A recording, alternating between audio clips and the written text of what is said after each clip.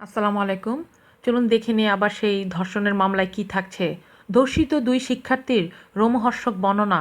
শেষ রাতে আমাদের দেখে ওরা অট্টহাসিতে ফেটে পড়ে। বনানীর রেন্টি হোটেলে ধর্ষণের শিকার দুই বিশ্ববিদ্যালয়ের শিক্ষার্থী গণমাধ্যমের কাছে সেই রাতের রোমহর্ষক বর্ণনা দিয়েছেন। ধর্ষকদের নির্যাতনের শেষ রাতের দিকে আমরা দুই বান্ধবী রক্তাক্ত হয়ে রুমের মেঝেতে পড়ে আছি, যন্ত্রণায় ছটফট করছি, অথচ আমাদের এমন অসহায় অবস্থা দেখে ওরা তখন সিনেমার খলনায়কের মতো হো হো করে হাসতে থাকে।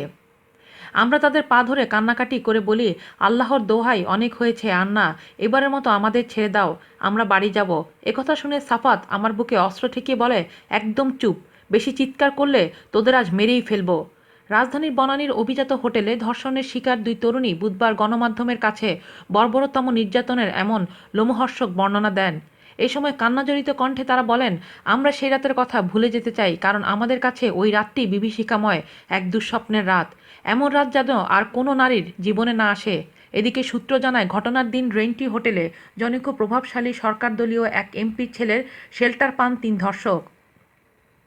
থানায় জেরা ছিল ধর্ষণের মতো। দুই তরুণী বলেন, ধর্ষকদের অব্যাহত হুমকির মুখে বনানী থানায় অভিযোগ দিতে গিয়েও আমরা হেনস্থার শিকার হয়েছি।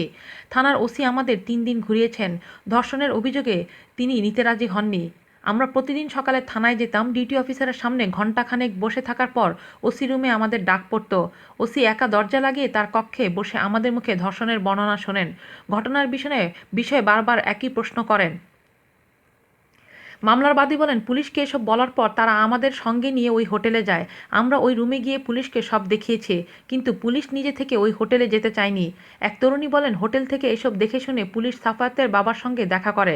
এরপর কাউকে গ্রেফতার না করে সেখান থেকে চা নাস্তা খেয়ে চলে আসে। পুলিশের এমন আচরণে আমরা চরম ডিসঅ্যাপয়েন্টেড। আমরা জানি প্রভাবশালী ছেলে বলে ওদের গ্রেফতার করবে না পুলিশ। ধর্ষণের শিকার তরুণী বলে, 29শে মার্চ সকালে হোটেল থেকে আমরা বেরিয়ে আসি। দুদিন পর 31শে মার্চ সাফাত আমাকে ফোন করে। সে ফের ওই হোটেলে যেতে বলে। সাফাত বলে, তোরা না এলে ভিডিওটা ইউটিউবে ছেড়ে ভাইরাল করে দিব। হোটেলে যাওয়ার জন্য বারবার ফোন করছিল সাফাত। আমি তাকে বললাম, তুই যে ভিডিও ইউটিউবে দিবি সেখানে তো তোরও ছবি আছে। হো হো করে হেসে সাফাত বলে, ভিডিও এডিট করে আমাদের ছবি ঢেকে ইন্টারনেটে ছাড়বো। একথা শুনে আমরা হতবাক। এরপর আমরা নিরুপায় হয়ে নাইম ও সাফাতের জুনিয়র সাকিফের রেকডাম সেন্টারের মালিক মোহাম্মদ জনির ছেলের মাধ্যমে সবকিছু মিটমাট করতে চেয়েছি। একদিন তেজগাঁওয়ের পিকাসো হোটেলে আমরা বসলাম। সেখানে ভিডিও ডিলেটের কথা বলতেই সাফাত ও নাইম খেপে গেল। নাইম বলল, ওদের এখনই চলে যেতে বল, আমার কিন্তু মাথা খারাপ হয়ে যাচ্ছে, আমরা পুরুষ, আমাদের ভিডিও ইন্টারনেটে ছাড়লেও কিচ্ছু হবে না, কিন্তু ওদের সবাই পতিতা বলবে, এটা ওদের জানা দরকার। আমি 20 খুনের আসামি।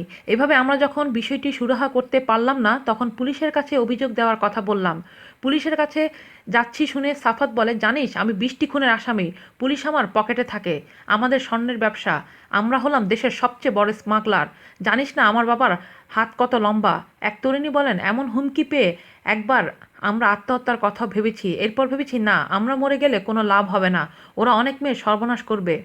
এক তরুণী বলেন, ওরা পশুর চেয়েও নিকৃষ্ট, হলি আর্টিজানের জঙ্গিরা ওদের চেয়ে অনেক ভালো, কারণ জঙ্গিরা মেয়েদের মেরে ফেলেছিল, কিন্তু সাফাতদের মতো পশুদের কারণে আমাদের সারাটা জীবন বিষাক্ত হয়ে গেল। বাকি জীবন আমাদের এই যন্ত্রণা বয়ে বেড়াতে হবে। সমাজও আমাদের মেনে নেবে না, বলবে ধর্ষিতা।